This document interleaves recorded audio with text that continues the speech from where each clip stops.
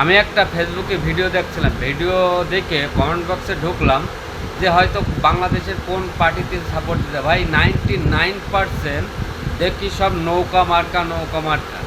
তা ভাই যে দল 99% নৌকা মার্কা হয়ে থাকে সেই দলের বহিষ্কার কিভাবে করে? জনগণ কি করে?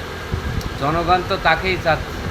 তা সেই দলকে যদি বহিষ্কার করে থাকে তাহলে ভাই বাংলাদেশের নেতা কী হবে? জনগণ চাচ্ছে নৌকা মার্কা, আবার যারা হচ্ছে এখন মন্ত্রীতে আছে তারা হচ্ছে বহিষ্কার করছে। তো ভাই এই রাজনীতি আমি বুঝলাম না, এর কোন ধরনের রাজনীতি?